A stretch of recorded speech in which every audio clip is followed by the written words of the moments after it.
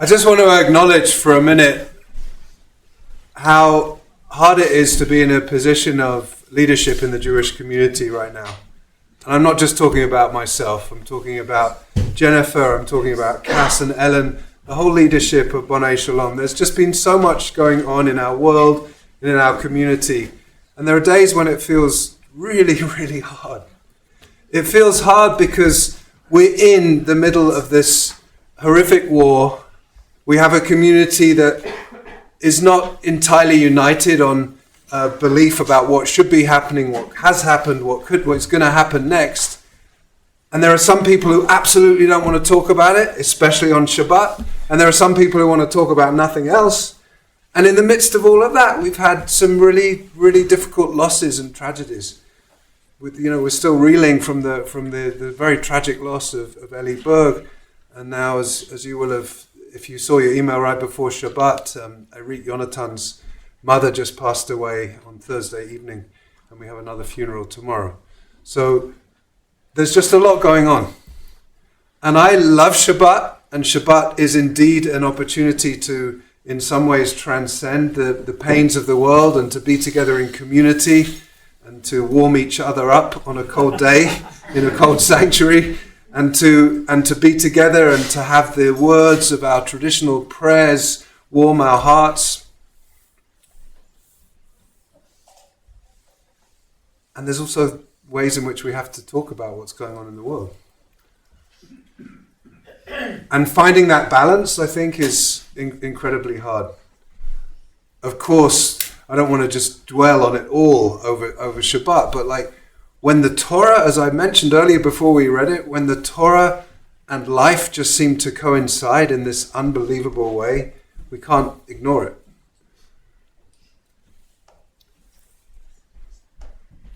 Jacob, at the beginning of this parsha, in the section that we didn't read, it says, "Vayira Yaakov me'od vayitza lo."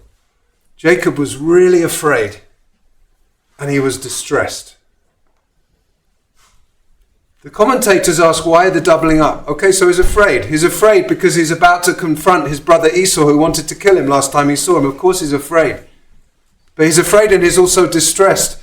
And Rashi brings a comment that says that he was afraid that he might die, but he was distressed that he might have to kill, that he might have to have an act of violence. And so Yaakov has this wrestling within himself, which perhaps we all have, that it's not just about the fear of our own safety. It's not just the fear of what's happening to the Jewish people, anti-Semitism, the horrors that happened on October 7th, and the aftermath of all of that, and the existential fear of what's going to happen in Israel. We also, if we're moral human beings, should have fear about the consequences of the inevitable reprisals and repercussions. So when we see in that section that we read today, we see the story of the rape of Dinah, the only child of Jacob who is a female child who is mentioned by name. And we see this story, and it's an act of sexual violence against a woman, right?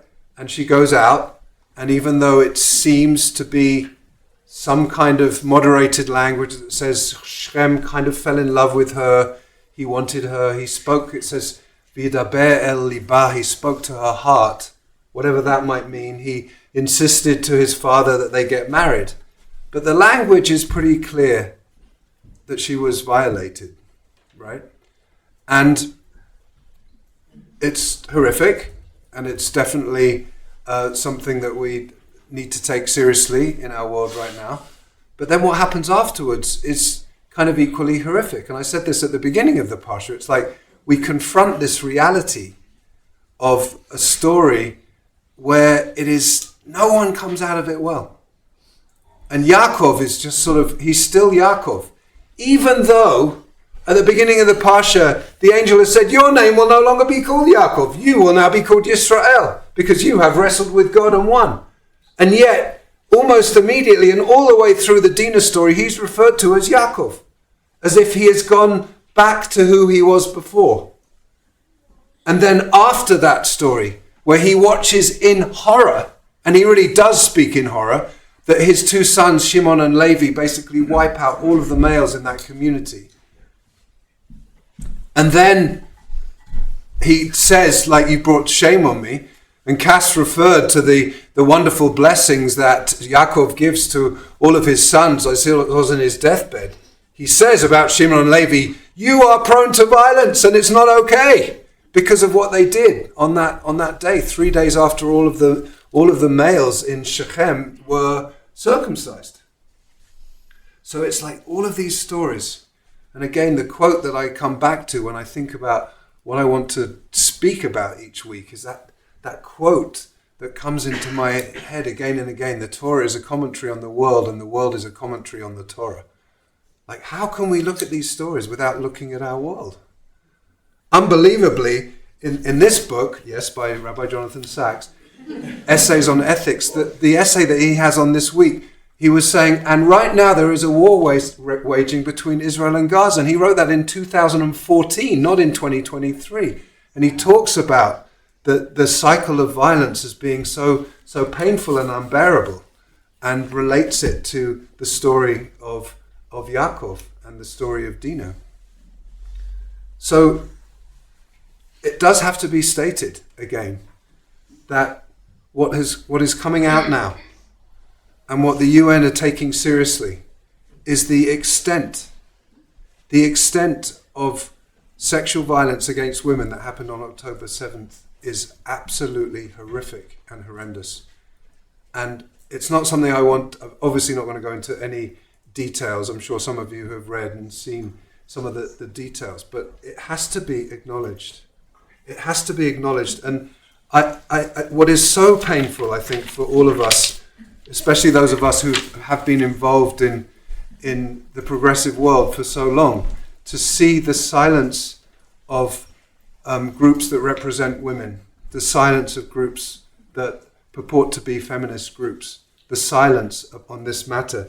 And I read this article in the Guardian newspaper, which, as anyone who knows the Guardian, it's a very left-wing mainstream newspaper in England, in London.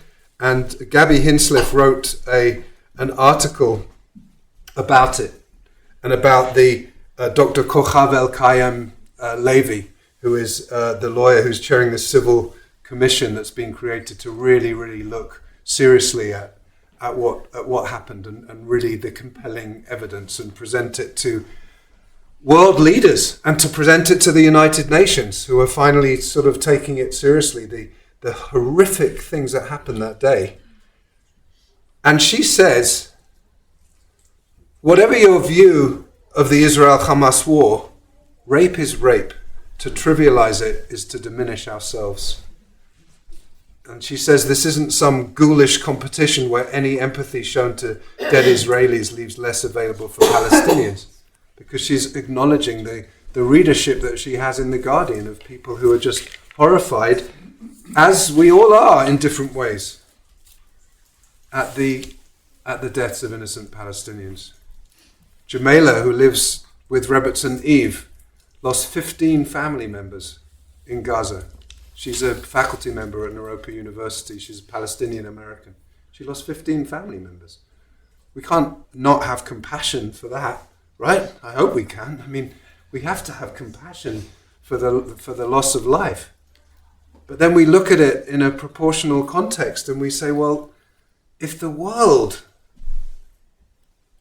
so much of the progressive world is unwilling to admit, and even going as far as to deny, that October 7th was real, and that at least 1,200 people were killed, and all these women were violated, how can we even have a conversation, right?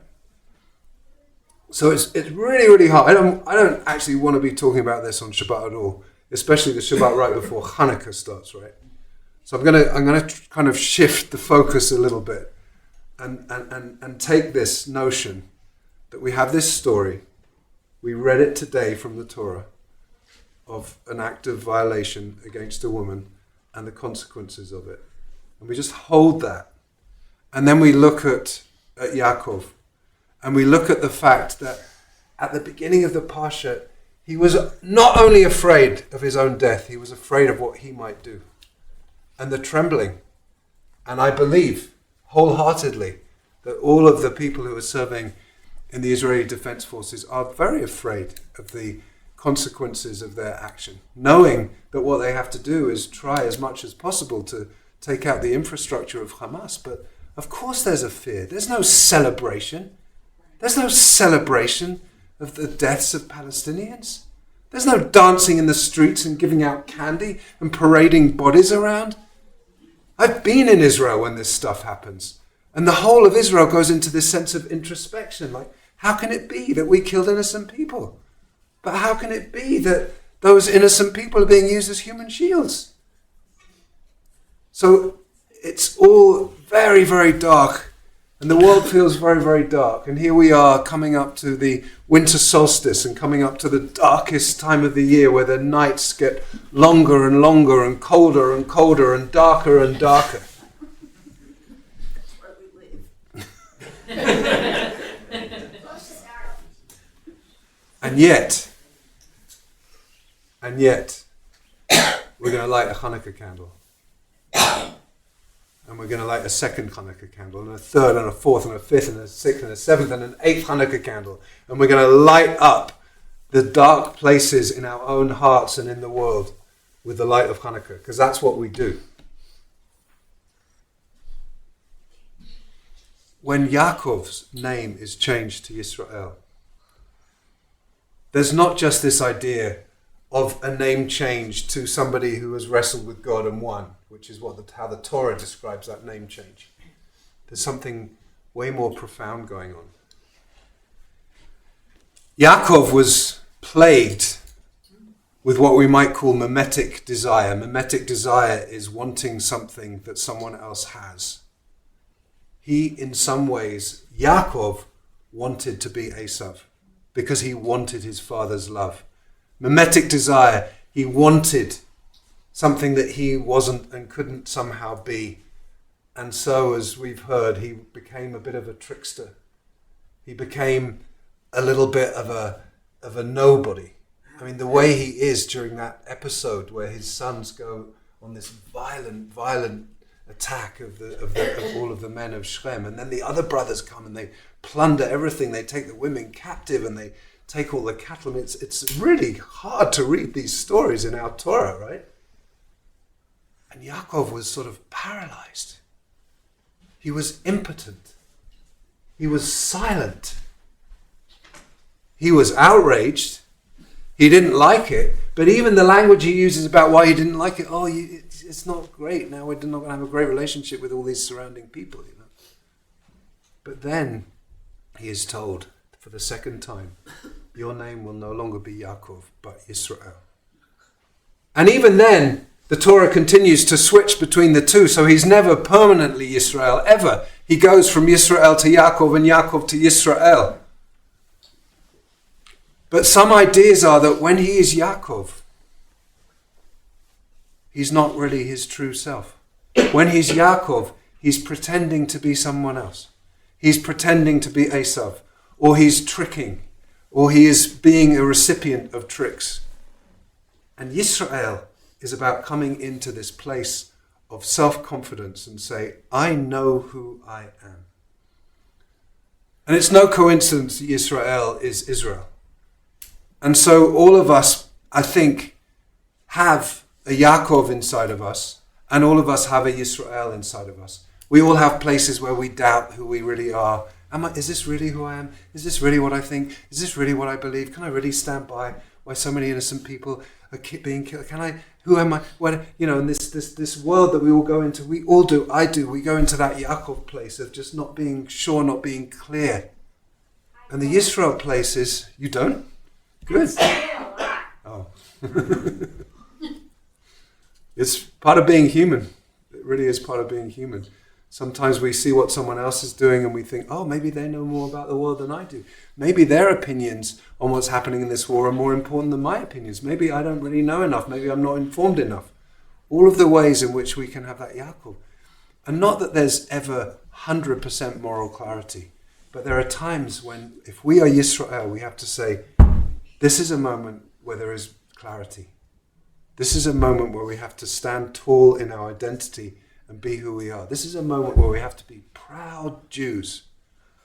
And proud even with our absolute necessity of critique and criticism when it's needed. But proud of what Israel has the capacity to be in the future. And so Hanukkah is really about that. That's what Hanukkah is about. I mean, Hanukkah is about a lot of things. I once heard a political science teacher in Israel called Professor Isaiah Gaffney at Hebrew University, give a lecture, and he said, whatever your political ideology is, you will use the Hanukkah story to support your religion. So if you are an extreme right-wing Jewish settler, you'll say, that's what Hanukkah is all about. If you're an absolute secular lefty in Israel, you say, that's what Hanukkah is about, right? So it's, and everything in between. But Hanukkah is about identity in a positive way. Hanukkah is about being Yisrael and not Yaakov. Hanukkah is about saying, you know what, there are dark forces in the world, the nights are long and dark and cold, and yet we can light Hanukkah candles to bring some light into the world so that we can say, Anachnu Yisraelim, we are Israel, right? And of course it's not over, and of course there's going to be a lot more pain and a lot more struggle, and we continue, and we'll go from being Israel and we'll go back to being Yaakov, like Yaakov does in the Torah, and we'll have those moments of doubt, and we'll have those moments of deep fear, and the fear will be and should be a fear of being killed in our own safety, and also a fear of what we might be inflicting on others, because the two coexist as they did in Yaakov before he encounters that angel and wrestles with him. So, Hanukkah's coming. Next Shabbat, many of us will be celebrating in community together in the Rocky Mountain National Park on retreat. There will be services here. But we're going to be lighting Hanukkah candles together in community. And in the cold, dark nights, we so need that light. And we don't just need the light as a light of hope against the atmosphere of despair. We need light to say, I can be Israel in a world that pulls me into being Yaakov, that pulls me into being someone who doesn't really know who I am. In the words of Rabbi Jonathan Sachs,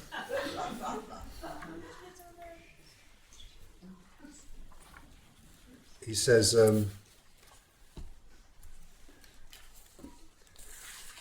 this was the last book that was published. It was published 2 years after he died, I believe. And he says, I believe the challenge issued by the angel still echoes today. Are we Jacob, embarrassed by who we are, or are we Israel, with the courage to stand upright and walk tall in the path of faith? So this Hanukkah, let's all be Israel. Let's light candles and let's really know who we are in the face of darkness and adversity. Shabbat Shalom.